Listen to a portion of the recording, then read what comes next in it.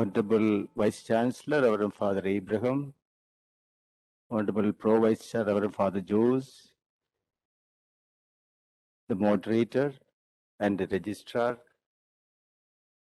then all faculty members and my dear friends. It's indeed an honor and privilege for me to be part of this session. You know, right now, rather away from much of academics and that kind of a teaching. Maybe I'll share my experience more than that, some reflections based upon some icons in the Bible. So I've taken this title, Leadership, a Mission, a Call and a Mission. This is my experience. Imagine a school with children who can read and write, but with teachers who cannot. It is my predicament now in front of you. Pope Francis, in his apostolic exhortation, Evangelium Gaudium, says, I am a mission on this earth. That is the reason why I am here in this world. We have a mission. More than that, we are a mission. We have been created in this world to accomplish a mission. That only we can do that. That we have to fulfill. I think right now we have that experience. And for me, leadership is a mission. From the very slide, you can understand the father of the nation leads a mission. And he had the fire within him to lead that mission, despite all kinds of challenges, limitations, and deficiency of resources, and hell of challenges. He had that fire within him, and he took it as a mission, not as a position, not as an authority, nothing like that. So he is typically a model for leadership, the father of the nation, Mahatma Gandhi. I reflect upon Moses. In the Old Testament, Moses has been seen as the greatest leader. That is why it's written in the Bible in Deuteronomy, by the end of it, since then, no prophet has arisen in Israel like Moses. No one has ever shown the mighty power or performed the awesome deed that Moses did in the sight of all Israel. So there has been no any other leader who could match with Moses. It's an interesting case study of Moses, because he had a lot of limitations. He didn't want to be a leader. We'll come to that, because I connect some of his experiences with myself. But what matters is not leaders' charisma. We have a lot of charismatic leaders. They're successful, of course, but some of them have given a lot of pain to humanity too. When if you read Peter Drucker, it is managing non-profit making organizations, he's identified some of the leaders, very charismatic people, but more than giving the society and the world comfort and solutions, they've created a hell of problems, anguish. So what is needed is mission focused. Suppose no corporation of today may have taken Moses as their candidate in the recruitment process. So we have different models to be emulated. Everything is not as appears to be. Based upon Moses, leadership is a painful exodus. It's a painful exodus from me to the other and to the society. It involves a lot of letting go, my ego, my ambitions, my concerns, lot more. It's a painful exodus from me to the cause of the society for a greater mission. Moses was called for a mission because God wanted him to address a concern, the cry of the people. At times, leaders become a response given by God to the cry of the people. Leaders emerge not in a very, very comfortable situation, in a very, very challenging context. That's why in Exodus we read, and now the cry of the Israelites has reached me, and I have seen the way the Egyptians are oppressing them. So now go, I am sending you to Pharaoh to bring my people, the Israelites, out of Egypt. Think of Gandhi, some of the liberation leaders. They became leaders out of very, very uncomfortable situation, the challenges faced by the society, and God sends them. But see, what is the response? People are aspiring to be leaders. Moses says, pardon your servant. Lord, I have never been eloquent, neither in the past, nor since you have spoken to your servant. I am slow of speech and tongue. If you go by trade theories of leadership, he won't fit in to be a leader, to lead people. He cannot communicate effectively. We say today's era is communication era. But people can communicate differently. That is what Moses is teaching us. Pardon your servant, Lord. Please send someone else. Please leave me aside. Don't send me. I don't want to be a leader. Please send someone else. Sometimes it's been my experience to I never want to take up some of my assignments. But it's been God's plan, my congregation's need, I had to take up. Fortunately, he had a great vision in the sense God had given him a specific target vision, a promised land, a land of honey and milk. It's going to be a very tough task. You know, journey has been for more than 40 years. Tough task. And very great focus vision, a specific land, very attractive, fertile. It's been a God-given land. We are moving towards that. That's why God doesn't call the qualified, but qualifies the called. You know, everything given in the textbook of management may not be the way the industry is run, the life is run. We have very, very different, unique experiences.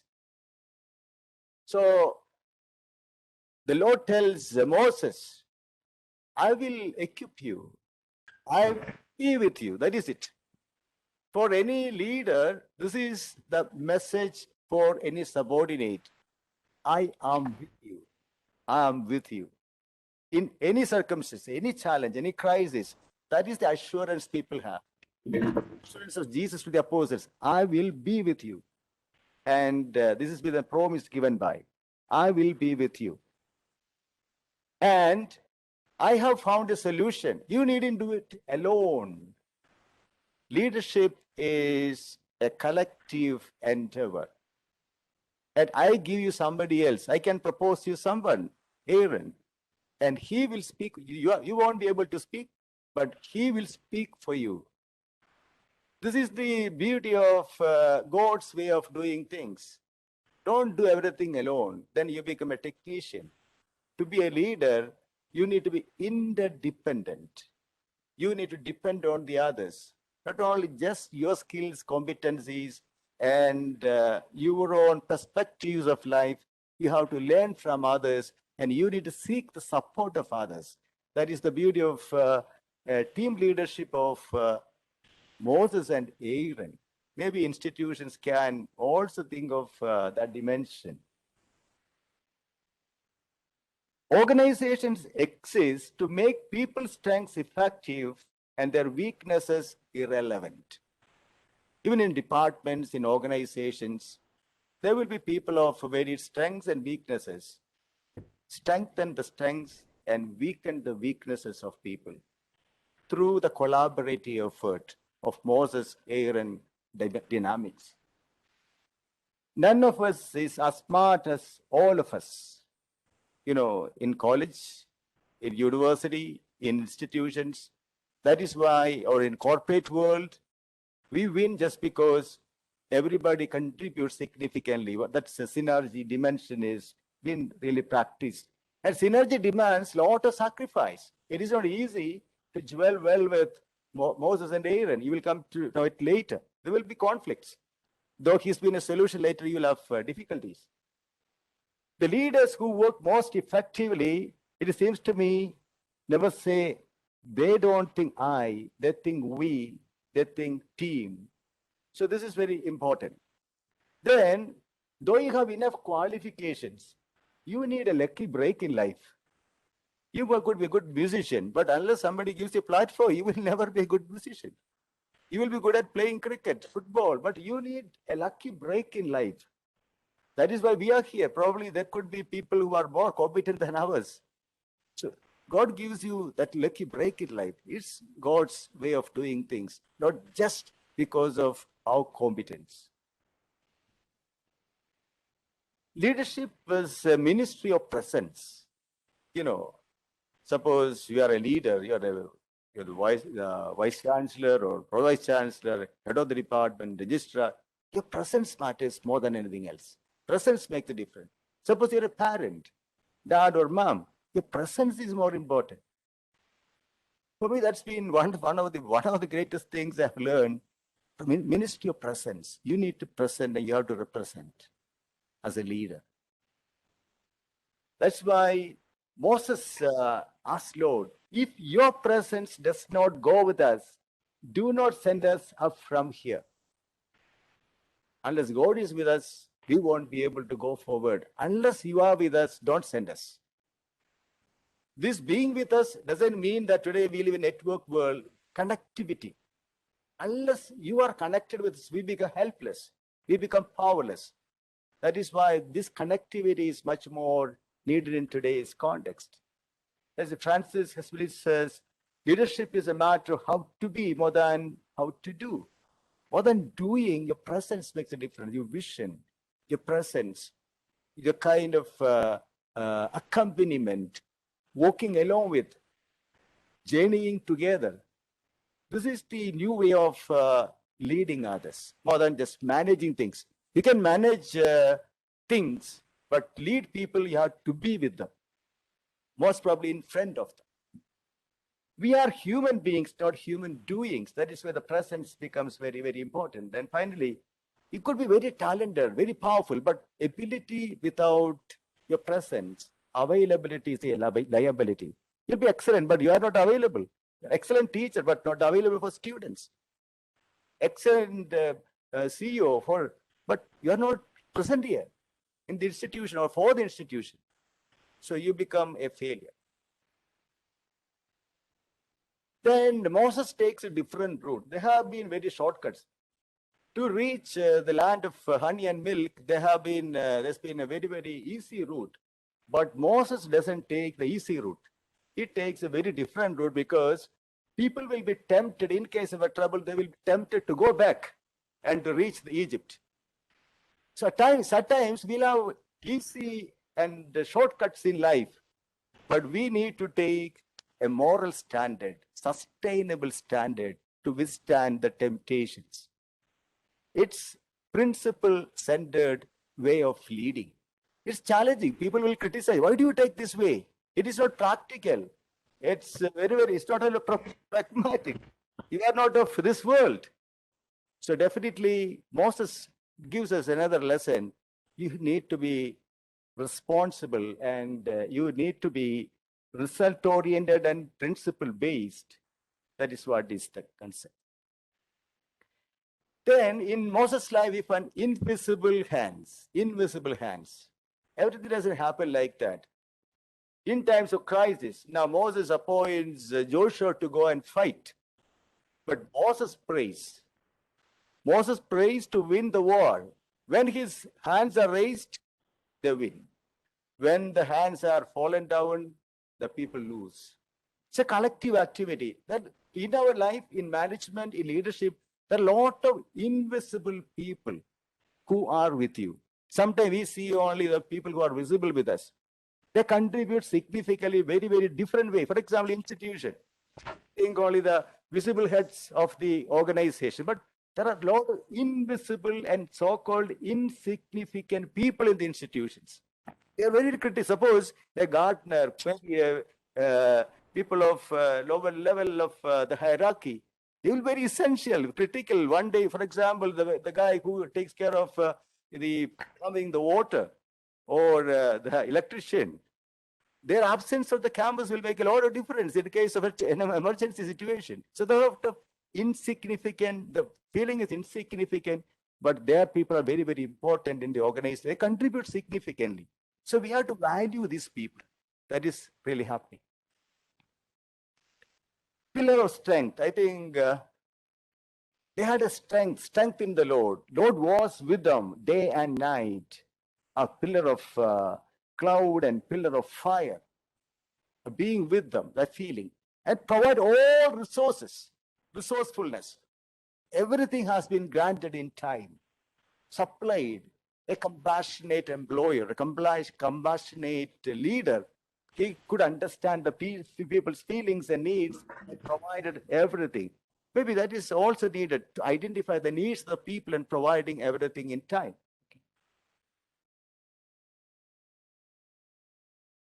Listen, learn, and discern. Moses had this perspective. Moses had a very wise father-in-law, Jethro. He has been doing a lot of things by himself, settling disputes a lot of people that he had no time for other things. So he told, why don't you delegate these things?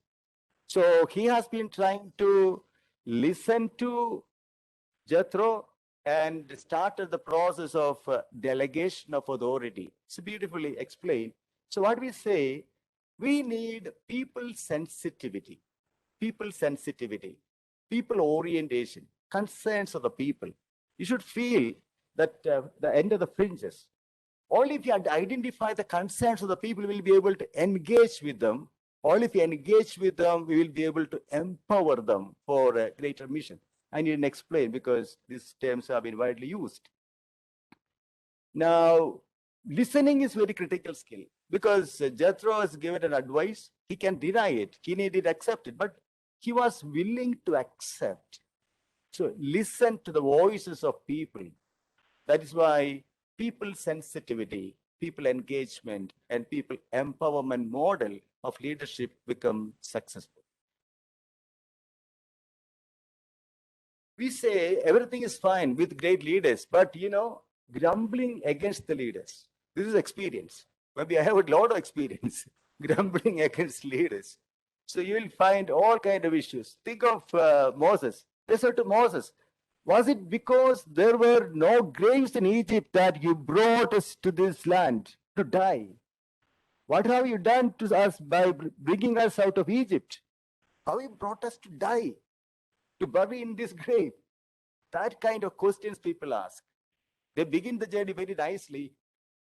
In all organizations, you will have these frustrating questions from different segments of people. So if you are a leader, if you have some crisis from your fellow faculty members or others, this is going to happen. You are a public property if you are a leader. Others have the right to criticize you and to complain against you. So otherwise don't take it up. If you are a leader, you will be criticized. That is their right, and you have to take it very nicely. I have taken it nicely. There are also ways of doing it. And in criticism, at times, people do it in a very, very political way to defeat somebody, to distract them. They keep on criticizing you so that you won't do anything if you go by them. So you need a deaf ear philosophy. Don't listen to some of the things. But if there is something, take it up. Otherwise, you won't be able to do anything because people distract you. That is one political strategy. Think of the opposition syndrome in the political parties. They won't let you do anything. So this is another way of looking at it. Okay.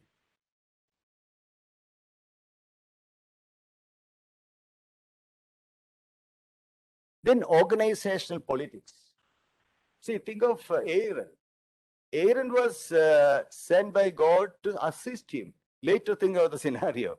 And Aaron and Miriam, they began to talk against, they were intimate people, started talking against Moses. Brother and sisters talking against Moses. This has been the history of most of the family business units in an Indian scenario. Even in organizations, you will have closer people will later become your enemies, number one and number two. This will be your experiences. Has the Lord spoken only through Moses? Why he should be there always? Why can't I be there? We'll have institutional ego, and we'll have that kind of a political conflicts happening in any organization. And at times, think of a counterintuitive result. Sometimes you recruit somebody with a lot of a positive feeling, but he will be your problem. That is why I say a solution to one problem could well be the source of another problem. And most of today's problems come from yesterday's solutions. This also happens in institutions in our human life. Okay. Then Moses has been, it is said in the Bible, now Moses was very humble man, more humble than anyone else on the face of the earth. So that is the beauty of Moses. He's been the greatest among the leaders. Now he is the humblest among men. As Saint Chavara says, the humble man is the greatest among men. And again, Peter Drucker says, to be humble, keep your eye on the task, not on yourself. The task matters, and you are a servant to the task. You are a servant. Mission is more important, more than you. Once you get that sense of ego, definitely you are the losing end. That is why what is needed is a personal authority and positional authority. Positions will come and go. What you need is personal authority. You shall be. You can have a personal authority by two ways. One, expertise. For example, if you are an expert, though you are out of chair, people will refer you. Or for certain things, you are a reference point. For example, Mother Teresa for charity, Gandhi for truth. And so you brand yourself with certain values. You're a reference point for something. So what you can count on you is your personal authority, not positional authority. Be yourself, whether in position or out of position. Someone greater than me. A good leader develops not followers. A great leader develops leaders. Suppose the leader says, after me, everything has been gone. That is why Peter Drucker says, realize how unimportant you are compared to the task. You are not. Mission is important, not you are. You need not be in the position. The worst thing you can say about a leader is that on the day he or she left the organization collapsed. When that happens, it means the so-called leader has sucked the place dry. He has built the institution, Peter Drucker says. So that is why you have to train leaders. You have to groom leaders in organization. That is what Moses did. So he knew his time is due. What said you? Your time to die is near. Call Joshua and present yourself in the tent of meeting so that I may commission him. And Joshua was full of spirit of wisdom because Moses had laid his hand on him. So there has been a successful way of graceful exit and a very successful way of nurturing a series of leaders. Very critical way of looking at. That is why, what should be remembered for that? Finally, we should be remembered for fulfilling the mission. I glorify you on the earth. I accomplish the work which you have given to me to do. John 17:4. That is your mission. Accomplish the mission more than glorifying you or positioning you as the greatest among people. Be careful what you wish, it may come true. So this is from my side. If they can dismiss time. Thank you.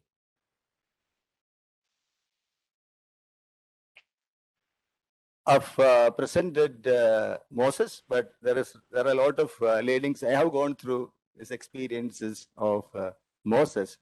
If you ask, I'll answer your questions.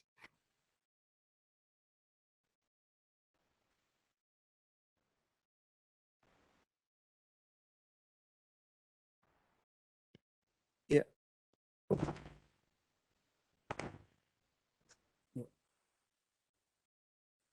Okay, yeah. So thank you very much, Father, for that very insightful mapping of Moses' story with that of the leadership and leaders. Now the floor is open for discussions, questions. further insights from those who are attending here and those who are online.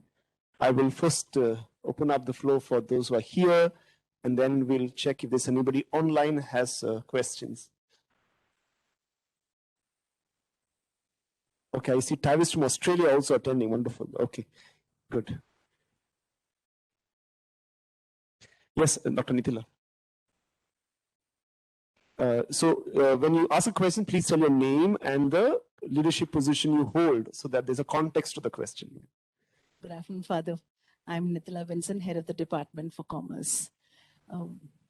Wonderful analogy that you shared.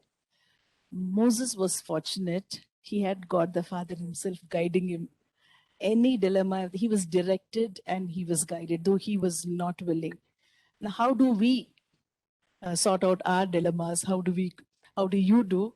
And maybe some guidance for us in that. Thank you. It's a very good question.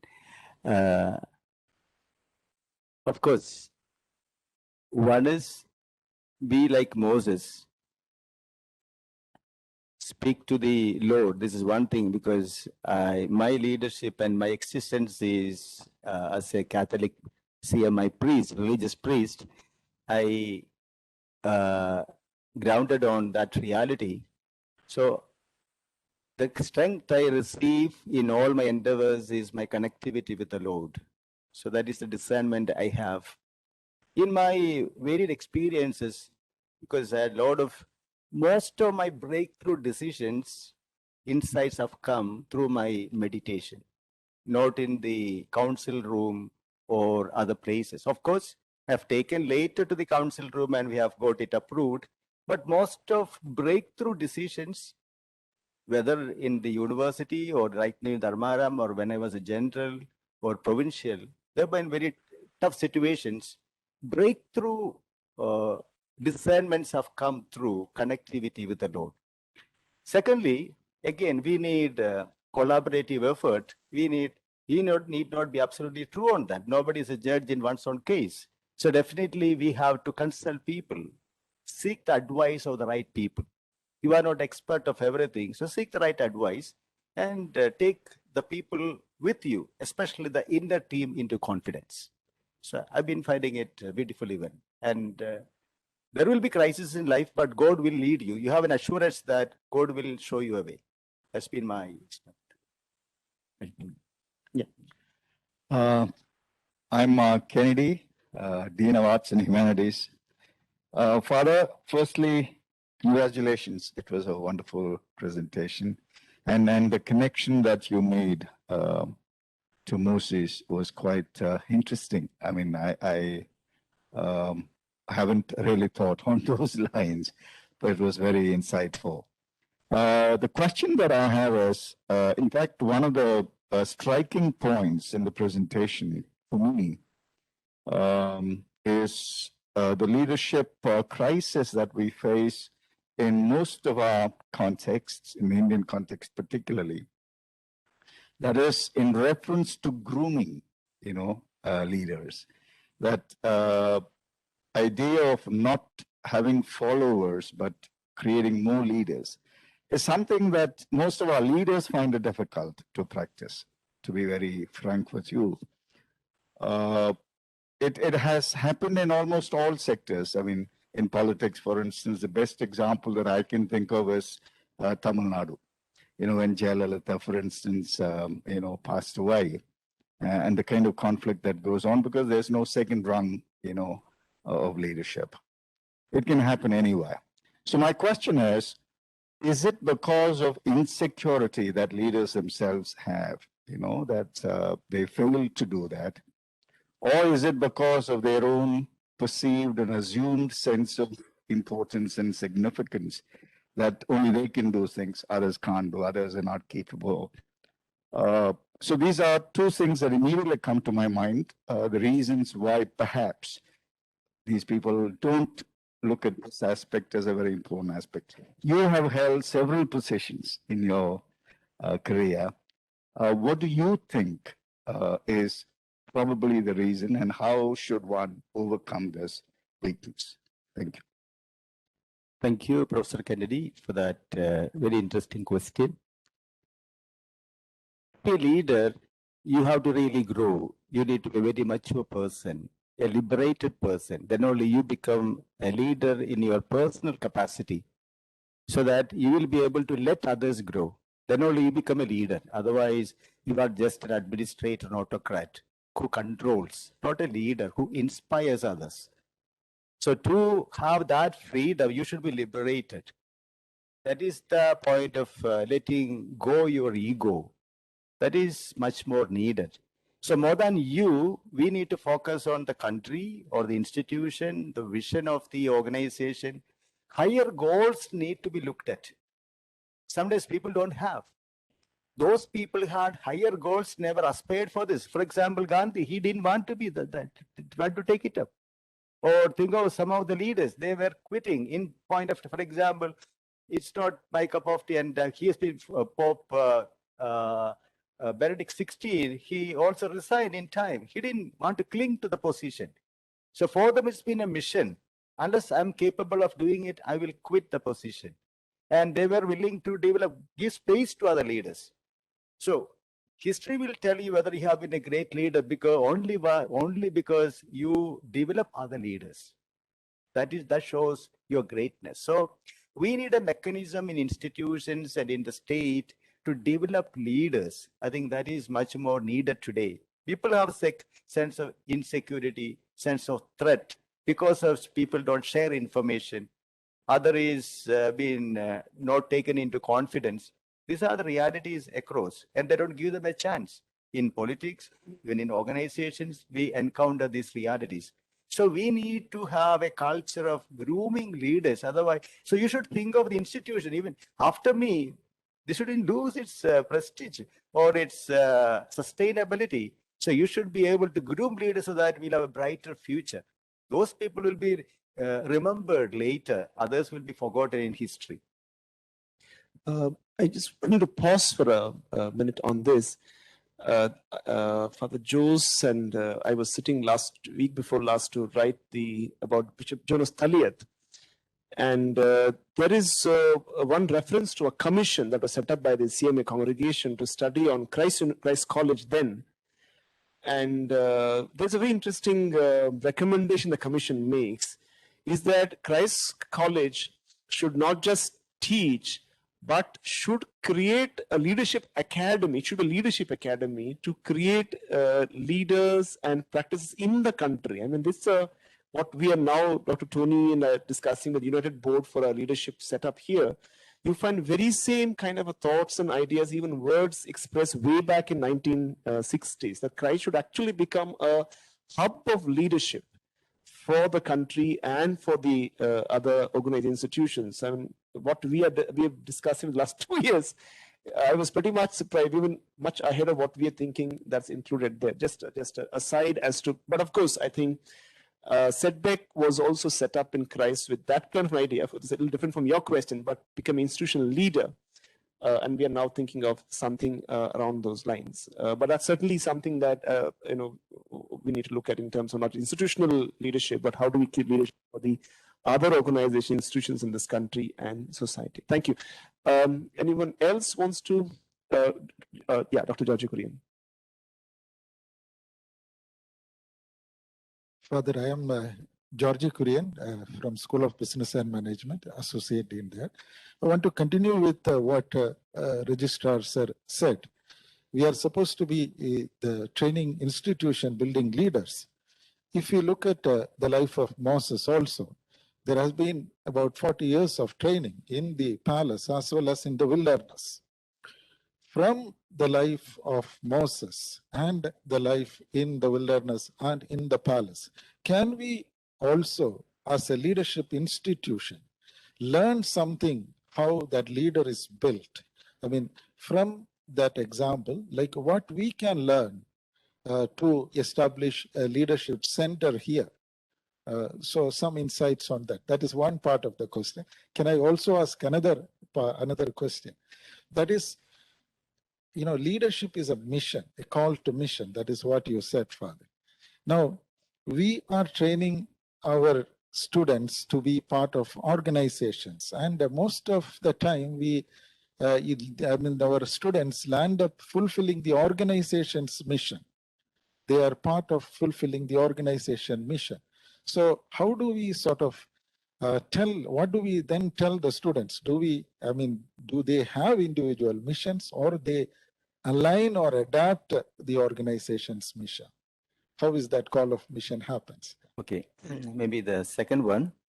Of course, you need to have a balancing act of individual mission and organizational mission. That is definitely because if you are part of an organization, you need to be part of the organizational mission and vision, but not compromising on your personal credibility.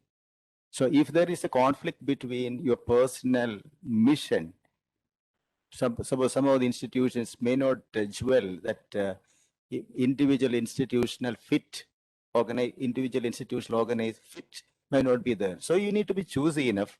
Of course, we have few choices, but you need to make the right choice. Otherwise, initially you might be ranked a successful person, but later you will regret. So that is also needed. That kind of leaders institutions need to develop. Leaders with a difference, leaders with values, leaders with moral responsibility, leaders who have concern for people and planet. That kind of leaders need to be created. So you have to have a balancing act, definitely. That it doesn't mean compromising, but definitely integrating. More than the compromise, integrate both kind of aspects.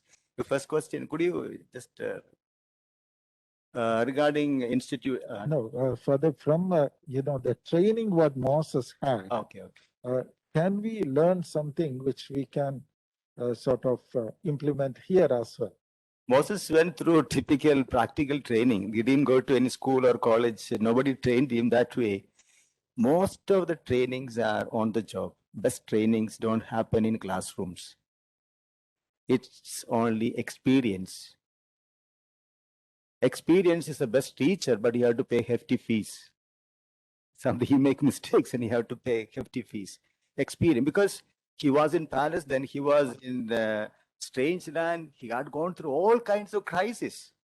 So that made him the best, because you should have the people sense.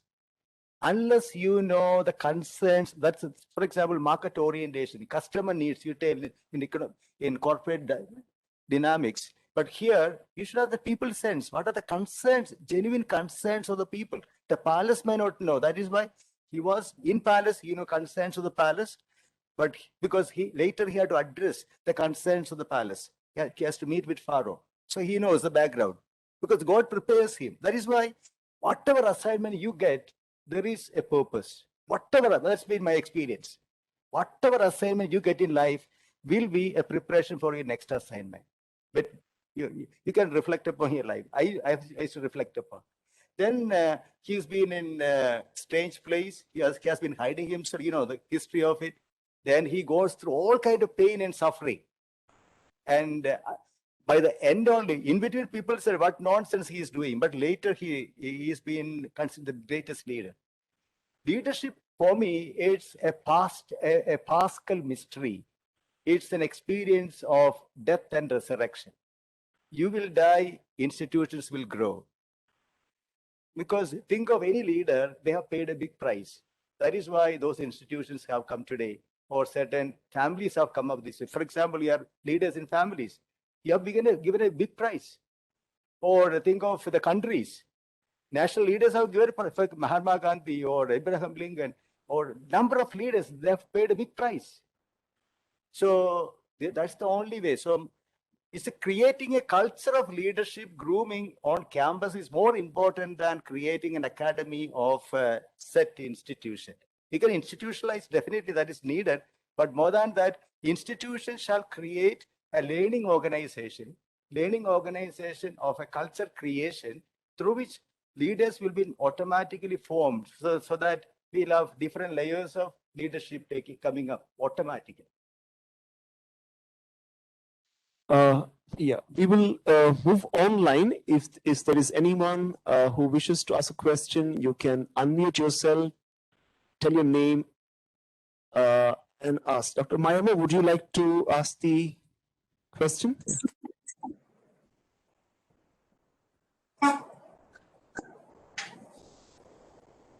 Dr. Maya. Okay, so I will question your sir. To be a human being, not human being, more tips on this in the context of new things, right? Completion of tasks, leaders need to actualize. A human, okay. Oh, this is taken to be human beings, human doings. More tips on this in the context of doing new things, right things, completion of tasks, leaders need to actualize.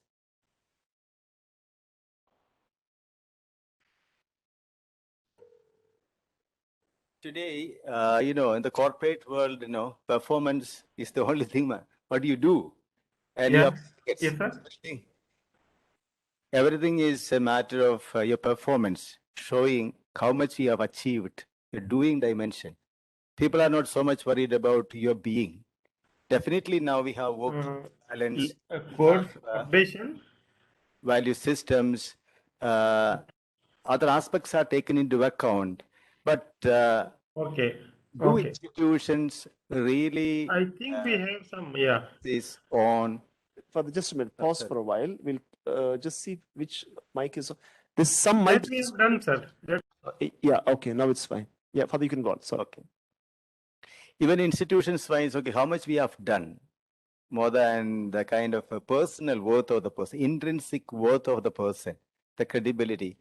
So that's why sometimes you won't be able to judge a person because you don't know his or her context. Quite often, more than what somebody, to promote somebody, you should know the potential of the person more than what he has done to some extent. Of course, that is one way of looking at the credibility, but at the same time, you should know the potential. Sometimes because of the that is why in Indian system we have reservation policies, because people, if they have that equal, there was no level playing field for everybody. So you need to give them some kind of push so that they will be coming up in life. The same way Moses or some of the people didn't have that privilege compared to some of the richer segment or the affordable sections of the society.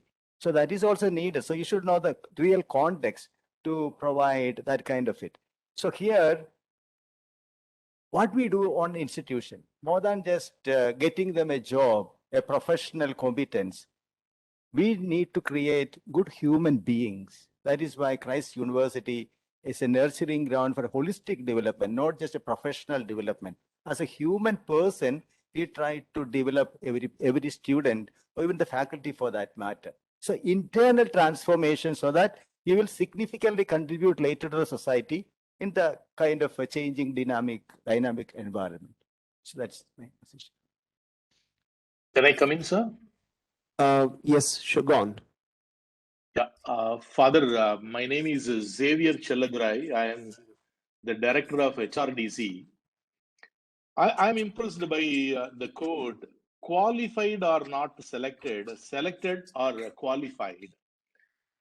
I like it. In fact, when Moses was selected by God, he listed all his inabilities, all his negativities, saying that I'm not qualified because of these reasons. Probably in a practical scenario, we have the other way. People are applying for a post saying that I am qualified because 1, 2, 3, 4, and so on.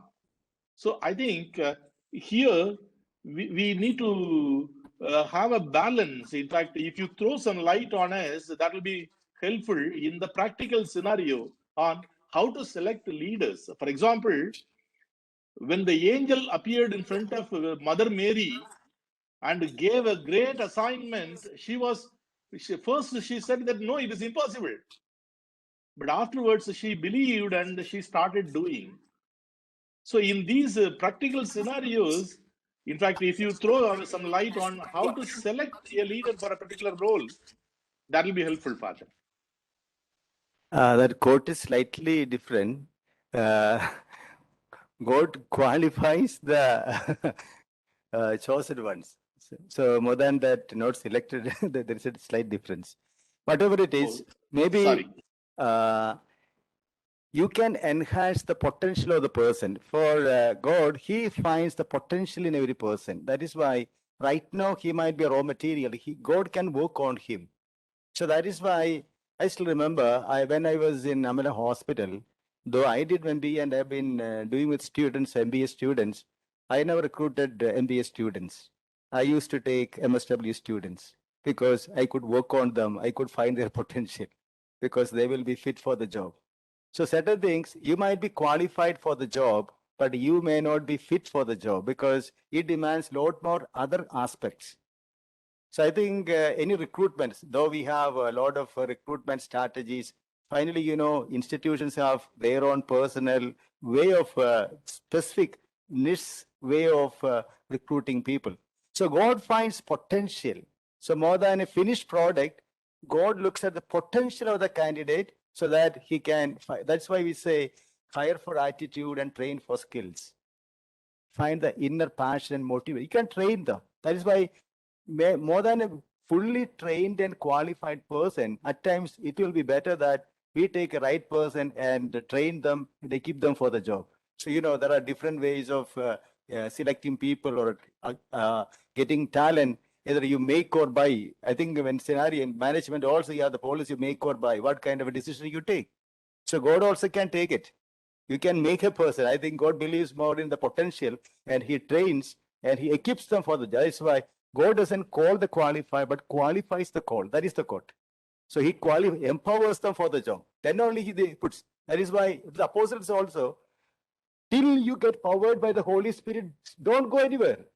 Tell them very clearly. Jesus told the apostles, till you get powered by the Holy Spirit, remain in the city. Don't go for ministry. Like he's very strict about it. That is the way.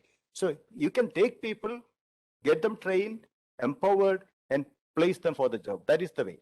I think it's practiced even in corporates. Some of the business entities take only people with low grades and employ them for the job and train them. Some of them don't take MCAs, they take BCAs. No, these are somehow practiced in different institutions right now, some of the organizations. Yeah. Anybody from Bangalore Road campus, Delhi NCR, Pune Lavasa campus? Okay, I don't see questions from there. Okay, back to Kingiri and Central campus. Those are online. Anil sir, can I ask a question? Joby from Banargata Road campus. Sure, sir. Father, how to encourage the team to walk an extra mile beyond the call of one's duty? Joby sir is the head of the School of Business and Social Science, Business and Management. Management at the Bangalore Road campus. Yeah. I think Professor Joby has to teach me that. What do you teach? Anyway, I think there are different. One thing is you become a role model. You becoming a compelling person because of your commitment, so that nobody else can leave before completing the task. Set a benchmark because of your life. That will have a lot more than the rewards. Secondly, of course, rewards have its own say for that be temporary gain. You create a culture of accomplishing a mission. That is what is more important. Accomplishing a mission. Create that sense. I've seen in a number of institutions, people are just in the cabin. I was 3 years, I was in IIT campus. They don't have signature system or anything of that. They are there 24 hours. Nobody compels them. So you need a compelling culture in the institution organization. So for example, for a priest, we are always on duty 24 hours. And whether we work or not, we don't get paid. Because you create a mission, that's a sense of mission you need to create. I think it's possible to some extent. At the same time, you should take care of their personal needs. Don't only organize. That's a balancing act between the family concern, personal concern, institutional concern. So if you take care of people, people will take care of you. I used to tell when I was in the hospital that the nurses and doctors, if you take care of the patient in the hospital, God will take care of your people at home. That is a kind of trade-off. This will happen. So that's the way organization takes care of their concerns. They will take care of organization's concern. That kind of collaborative culture needs to be created. Okay, so Dr. Ruben, that will be the last question is already there. Okay, Father, apart from Moses, the Bible character who is your favorite leader and why? I presume is in the Bible. Yeah, okay. Typically in the Bible, I find three leadership models. I'll tell you. One is shepherd leadership, shepherd. Quite often in the Old Testament, they say the shepherd. Second thing is servant leadership. Third one is steward leadership. To be a good leader, I look into these three, a balancing act of these three dimensions. Shepherd leader personally knows every person, guides them, in front of them, dies for them. The servant leader is at their service. Leadership is basically ministry or service. Steward leader is creating accountability. You are accountable. If you are part of an institution, organization, or a life or vocation, you are accountable to somebody, both subordinates and superiors. For example, the Prime Minister is accountable to the country, and I am accountable to my superiors. Because that's the way we have created some system. I still remember now, I was general. I used to make it a point every 6 months, I make myself accountable to my provincials. We present our accounts, all what we do, we just brief them, share the information. So we create a system of accountability. So here, my real model is Jesus. Jesus is the right leader, and his style of leadership incorporates these three dimensions of he's a good shepherd. He is come to serve more than to be served, and he emphasizes all this accountability. To whom more is given, more will be demanded. So definitely, he is my role model. Definitely, I try to follow Jesus. Any other question? That's the last question. Anybody who has a question that you really, really want to ask? Otherwise, we will wind the session down. No. Okay. So I would request some final comment. Father, please be seated. Thank you. Final comments from Father Abraham. Yeah. There's a tradition we've begun. Whenever Father Abraham is present, we ask him to make some comments at the end. I don't know what to say. I was having a good reflection on leadership when Father Rector was talking. Good reflection. That is how a leader should be. For example, I think about myself then. Vice Chancellor is not a positional leader. We should be task-oriented, mission-oriented. Yes, that's what's happening here, I think, because I am sitting in the office and supervising or then things are run by the head of the departments and the deans. I was reflecting with a lot of love and gratitude all the HODs then. So things are happening. This is a huge institution and many campuses. Yesterday, new semester started. Everything smooth. How it happens? Because responsibility is there. They are self-responsible. They're not paid servants. They're doing the work from the heart. For example, now at present, our director of Center for this Advanced Research and Development, Dr. Gurumurthy, is in Nagpur. Yesterday, he was invited to the big company, 3,200 acres of DRDO land. They're developing this bulletproof helicopters. So they wanted to test his product because he is developing some product from the Arcanet, and it is bulletproof and all these things. The helmet is making, the flight is given, hotel is given, and he's invited to give the presentation for 1 hour. Father, please pray for me. I shall do my best. If it is successful, we are getting a huge project from DRDO. So such a way people are working. So I never ordered, but there's something inherent in them when they're committed. So leadership is something not superficial, something inherent that is happening. That's the specialty of the Kaishi University. Because everyone is a leader, nobody is insignificant here. Even other meetings, Shanmugam, we shall exalt him. Shanmugam is the so and so. I told, don't tell him, don't tell he's a vice chancellor and so on, okay? Don't use such terms anymore. It's a spiritual like that. But they're doing wonderful job. Because like that, everybody is important, and we have to recognize, we have to respect, and also we have to encourage. That is the leadership I find. Otherwise, outside leaders, how to make leaders? To become a leader, we should be an opposition leader. I have to prove my ability to lead the opposition, gossipers and so on. If I'm leading, then I'm a good leader, which I have not done here. Okay, last 32 years. Tharmaram was waiting. Somebody told any negative about my predecessor. I never said any negatives about my predecessor. They're wondering why. Because there's a mission and institution is growing. Everybody has weaknesses and strength. We have to encourage the strength in the people. The institution is growing. Otherwise, it will collapse like anything. Because if I wanted to become vice chancellor, I never wanted. Okay, I always tell 3 years of vice chancellor. I never wanted, but I became. That is, I'm 66. Nobody in the same congregation bearing this so much responsibility. I don't think so. So this is all something, I don't know, providence or need or institution.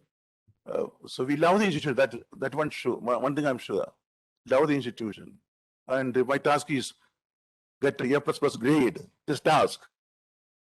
So we have to then research should be growing, and we should be recognized.